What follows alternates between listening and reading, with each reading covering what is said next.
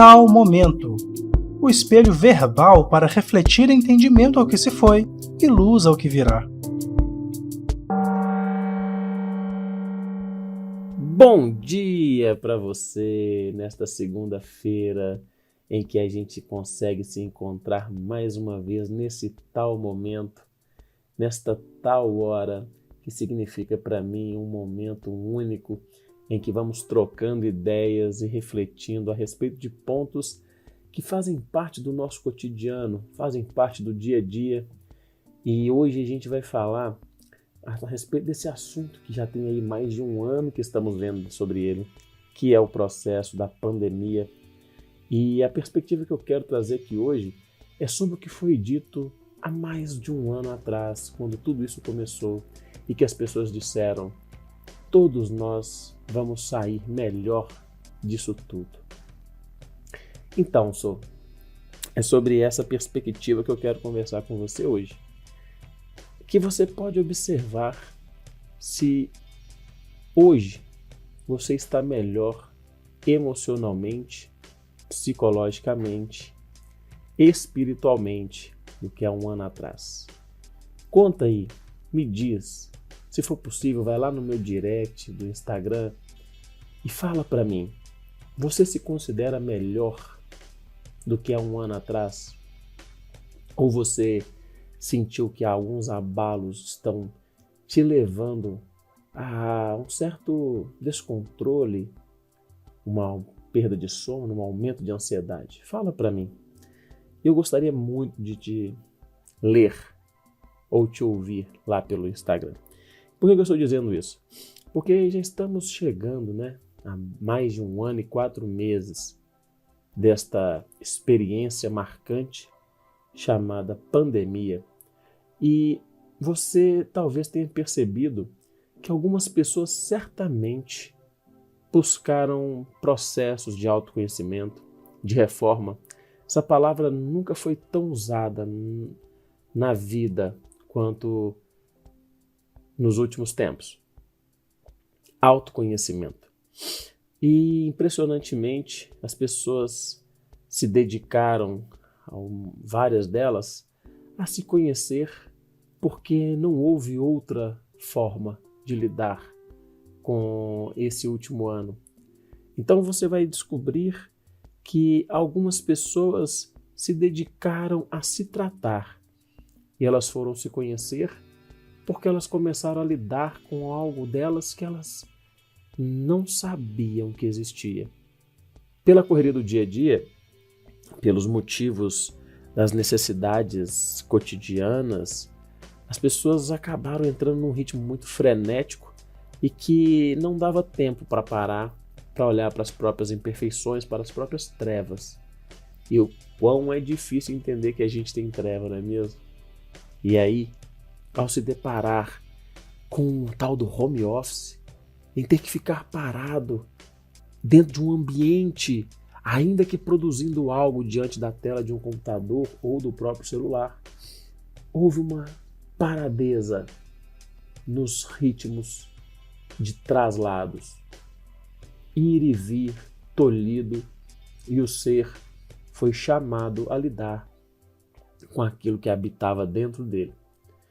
E muitas pessoas se adoeceram com isso. Elas talvez sairão melhor da pandemia porque se permitiram entrar num processo terapêutico, psicoterapêutico. Mas será que todo mundo sairá melhor dessa pandemia? A dúvida agora é mais importante do que há um ano atrás. Fazer essa pergunta agora é mais interessante do que ter feito essa pergunta há um ano atrás. Porque estamos na iminência de ver outra vez a rotina retornando. Ainda que aqui, no nosso país, por um processo infeliz, governamental, nós temos dificuldades em conseguir dispensar, ou obter a vacina em alta escala. Mas, não sendo esse o nosso foco, vamos nos ater que tudo correndo bem, até ano que vem as pessoas estarão vacinadas. E como é o ritmo? Como é voltar ao ritmo que nós tínhamos antes. Você está preparado para isso? Você acha que você vai voltar melhor? Algumas pessoas que foram parar na terapia, muito possivelmente, entenderam que elas não estavam melhorando. Estavam entrando em processos que elas nunca entraram antes, de dificuldade emocional e mental, por entrar em contato com a própria intimidade. E aí sim, dedicando-se a um processo terapêutico, tem chances de saírem melhor do que entraram, porque estão aprendendo a lidar com a própria intimidade, e essas pessoas têm grandes chances de saírem da pandemia melhor. Mas se você que está me ouvindo continua achando que tudo isso é uma bobeira, se você continua achando que os processos que vivemos de isolamento, de distanciamento, não foram bons, não foram úteis, tem uma chance de você não sair melhor do processo pandêmico. Embasado em que eu te digo isso? Ainda que você não concorde, ainda que você não ache justo, ainda que você ache que foram todas essas medidas dispensáveis, mais de 400 mil mortes estão contabilizadas só no nosso país. E ainda que você não tenha pegado o Covid-19, ainda que você não tenha perdido nenhum ente querido ou amigo para esta doença, você talvez esqueceu de pensar no outro, no sentido de que ainda que você não concorde com nada disso, se você usasse a máscara, se você respeitasse sem grandes murmurações, sem grandes revoltas, todos os protocolos, você estaria apenas sendo respeitoso, só isso, empático, mais nada. Porque se a sua superioridade moral ou intelectual, ela de certa maneira dita que você é melhor do que as pessoas, por ser tão melhor, haveria de ter um mínimo de bom senso para respeitar a ignorância alheia, que pelo visto foi maioria, e utilizado, mesmo que por misericórdia, as máscaras, o álcool, o distanciamento. Porque quando um sábio, quando alguém de cultura percebe que outras pessoas inferiores a elas têm algum hábito ou algum comportamento em que, em quantidade mesmo de opções, vence a sua própria sabedoria, geralmente ele se curva àquele comportamento quando ele é respeitoso. Apenas por respeito. Apenas por respeito, o sábio, ele se permite viver uma experiência cultural, ainda que ele não concorde.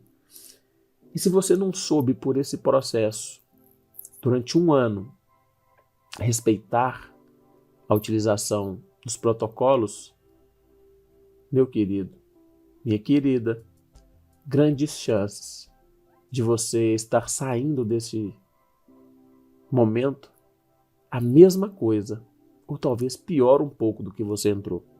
Então, o que faz uma experiência dolorosa ser transformadora? O que faz uma experiência dolorosa mudar alguém? E aí, essa pergunta, ela é muito particular a resposta, mas eu vou te dar um roteiro para você anotar se você quiser. Porque eu te pergunto, para mudar a si, ou para mudar alguma situação, existe alguma chance de efetuar uma mudança sem aceitar que precisa ser mudado alguma coisa? Então, uma mudança para acontecer é importante que a gente aceite que algo precisa ser mudado. Só que aceitar as coisas exige um outro fator. Ninguém aceita aquilo que não compreende. A compreensão, ela é uma base, é um pilar para que a aceitação aconteça. E a compreensão, ela parte do campo emocional, sentimental. A emoção de você sentir na pele, muitas vezes, algo que transcende o seu próprio ponto de vista. Então, para aceitar algo é importante que nós compreendamos. Só que para compreender é preciso entender antes. O entendimento parte da intelectualidade, do intelecto do ser. É importante que nós venhamos a entender para compreender alguma coisa, passar por um processo de raciocínio, de pensamento. Mas eu te pergunto, quem entende algo que não conhece ou não reconhece? Então é importante reconhecer ou conhecer as necessidades alheias de sobrevivência muitas vezes, ou a necessidade de cuidado com o outro. Então, se você não reconheceu que o outro precisou de cuidado durante esse ano inteiro, ou mais de um ano, você pode estar saindo dessa pandemia a mesma pessoa, ou talvez um pouco mais egoísta.